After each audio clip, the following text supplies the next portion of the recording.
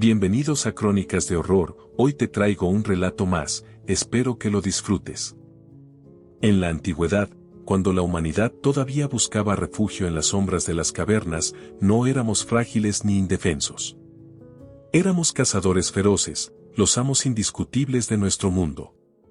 Cada criatura que caminaba, corría o volaba era una presa potencial.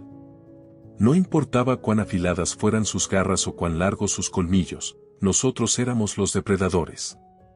Seguíamos a nuestra presa hasta el final, hasta que yacía sin vida a nuestros pies.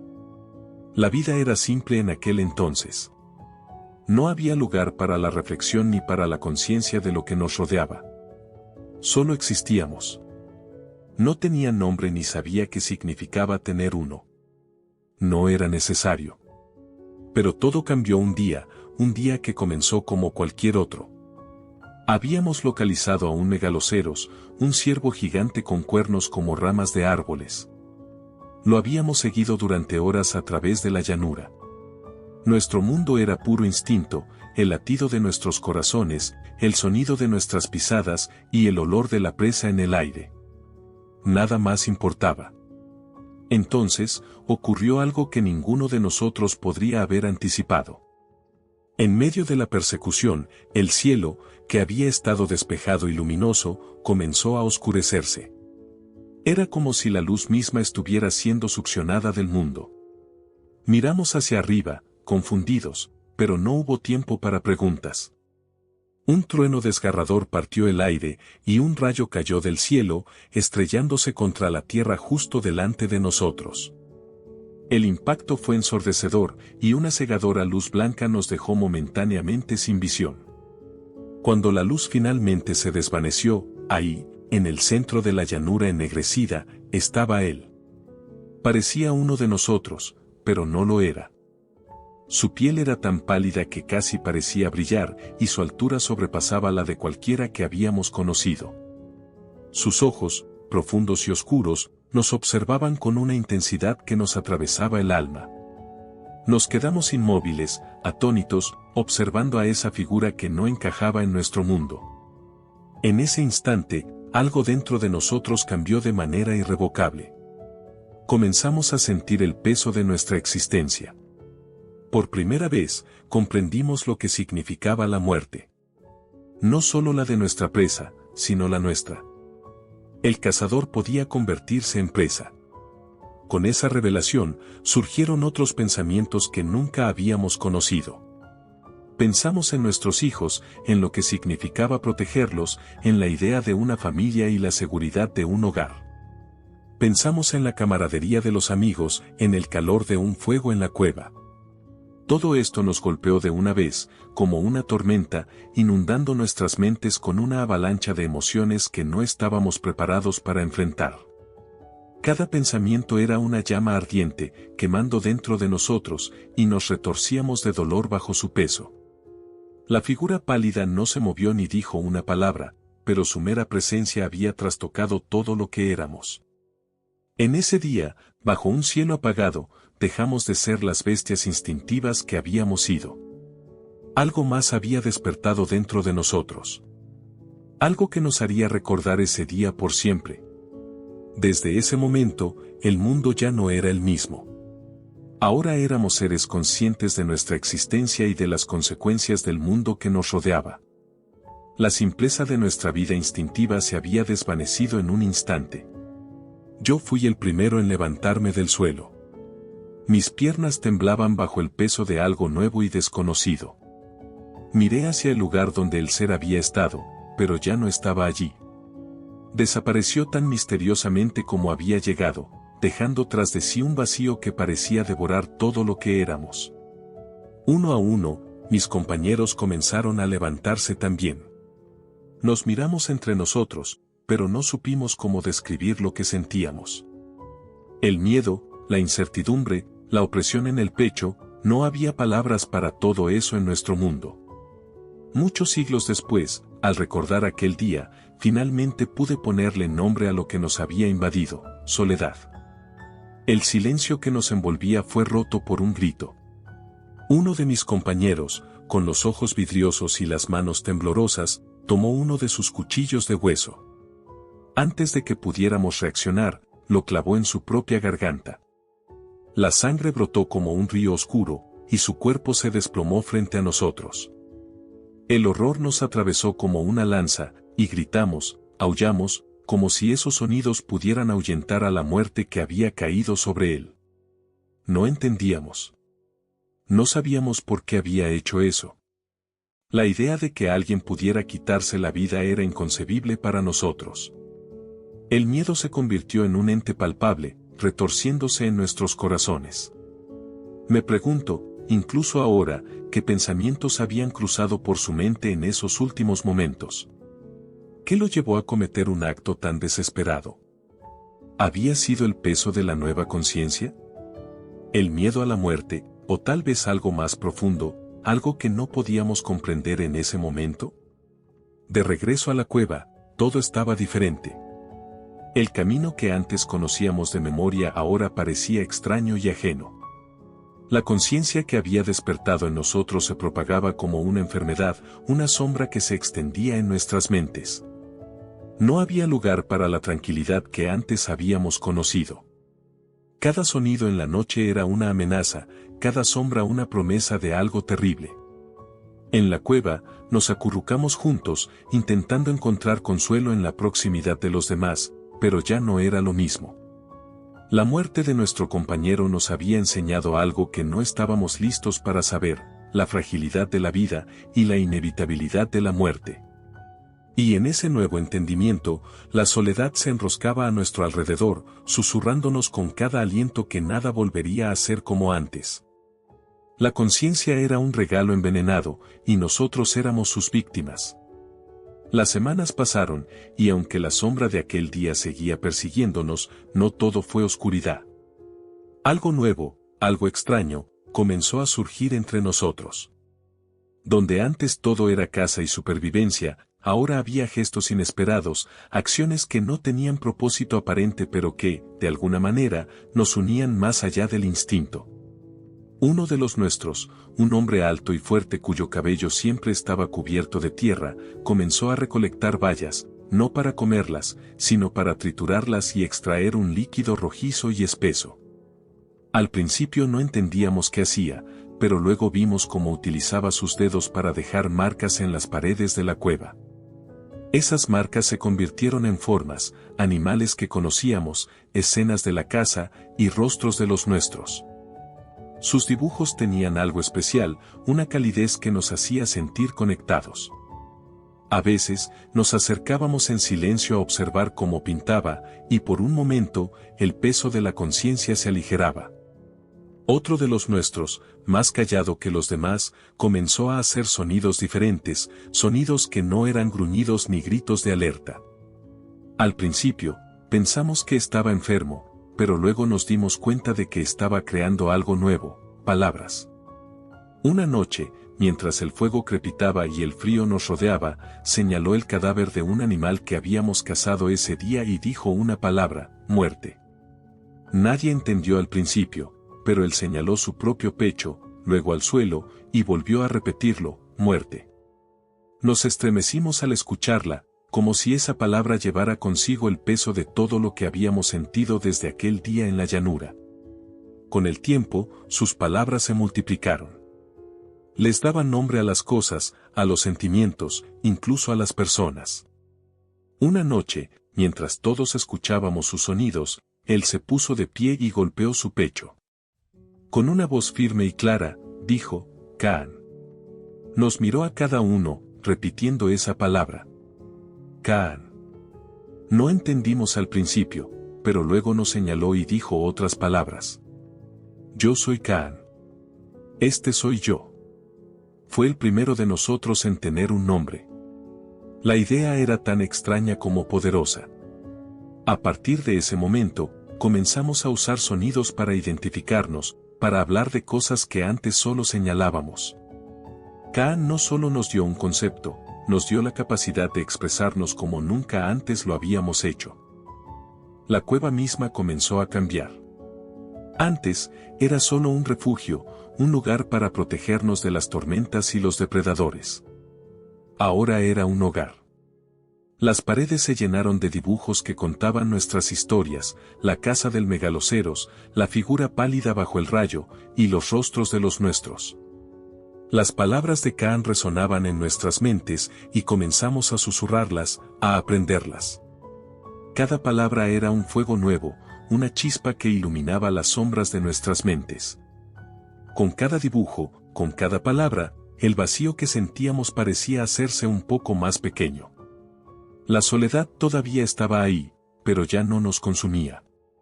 Habíamos encontrado algo que nos unía más allá del miedo, la capacidad de crear, de dejar una huella que perdurara más allá de nosotros mismos. Kaan decía que algún día él también estaría con la muerte, pero que quería ser recordado. Yo soy Kaan. Ese será mi nombre cuando ya no esté. Que nadie lo olvide. Fue entonces cuando comprendimos que había algo más allá de la simple supervivencia. Había un deseo de permanecer, de ser más que carne y hueso. La cueva era ahora un lugar lleno de vida. Las paredes estaban cubiertas de colores y formas, los ecos de nuevas palabras resonaban en el aire, y entre nosotros había una calidez que antes no conocíamos.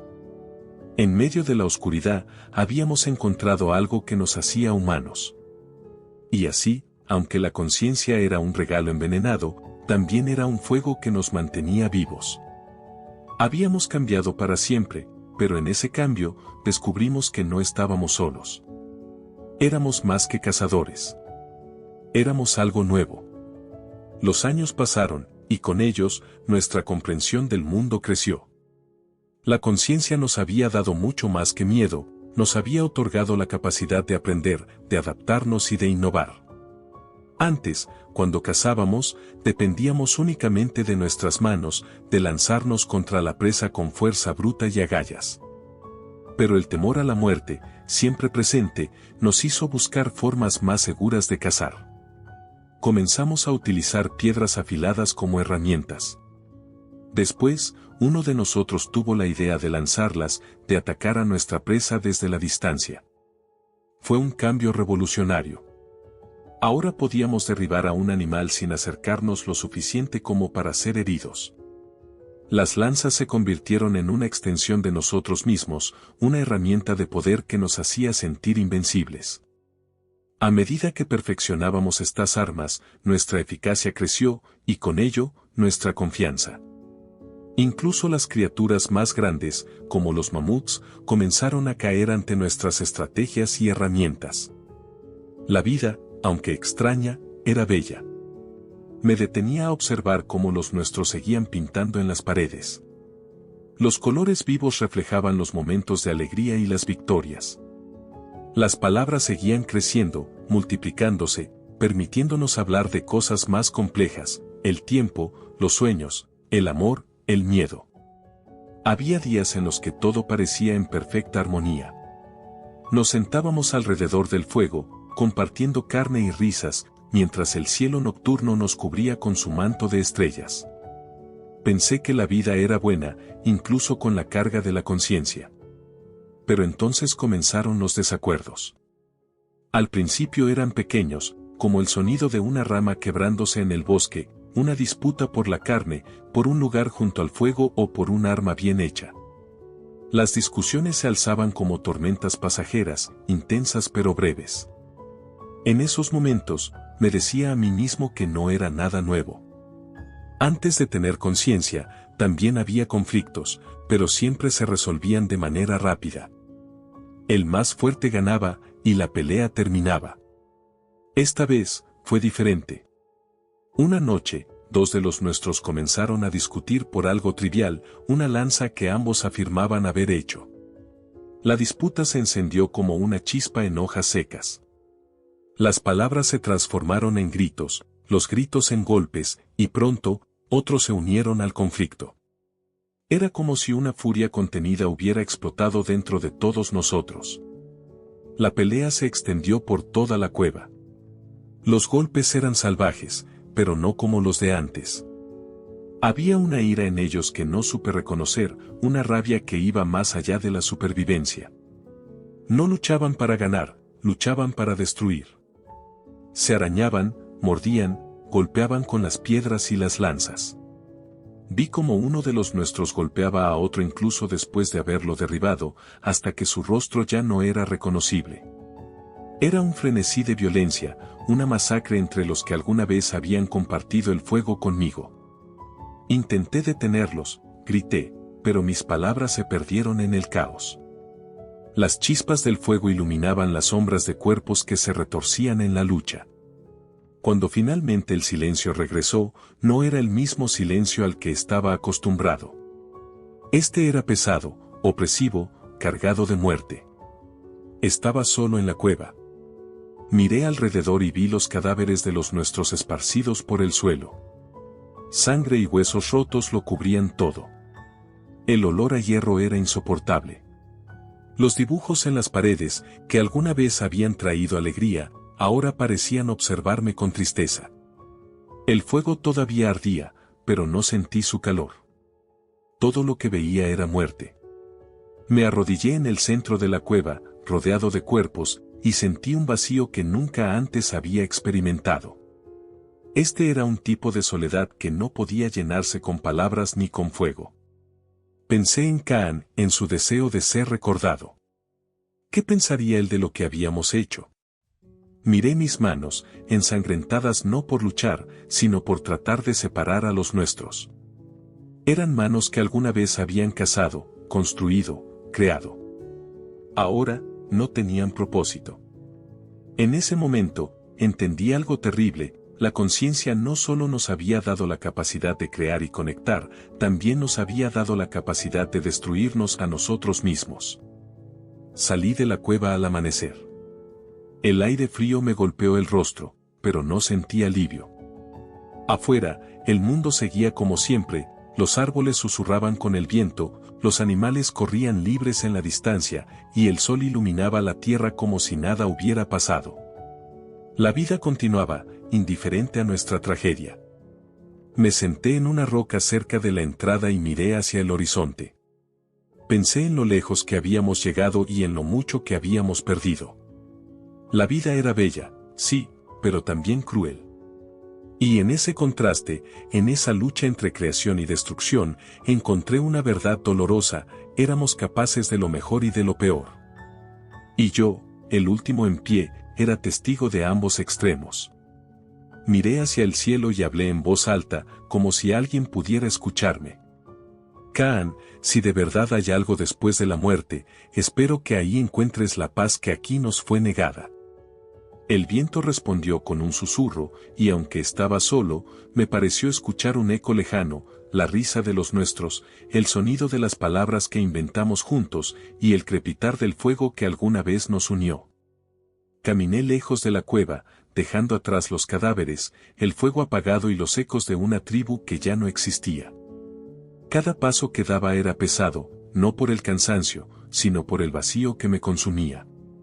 Recordé a mi compañero, el primero en acabar con su propia vida. No había entendido su decisión entonces, pero ahora, con cada pensamiento que cruzaba mi mente, su acto me parecía lógico. Sentí la fría hoja de un cuchillo en mi garganta, aunque no fuera real, y por un instante consideré ponerle fin a todo. Pero no pude. Tenía miedo a lo desconocido que seguía a la muerte. Caminé durante días, pero algo extraño había cambiado en mí. El hambre, el cansancio y el sueño eran cosas del pasado. Mi cuerpo continuaba moviéndose, como si fuera un mero instrumento, mientras mi mente quedaba atrapada en un bucle eterno de pensamientos y recuerdos. Era como si el tiempo no tuviera sentido, como si yo ya no perteneciera a ese mundo. El paisaje comenzó a cambiar.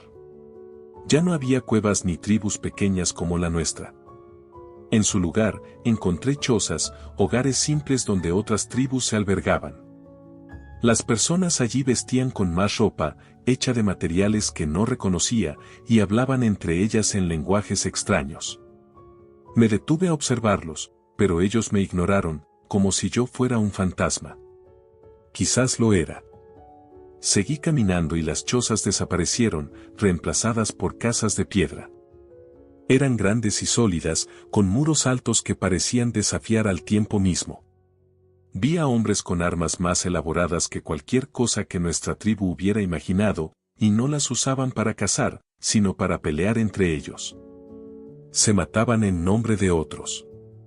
Decían que lo hacían por sus reyes, figuras a las que nunca había visto pero que, al parecer, poseían todo lo que había a su alrededor.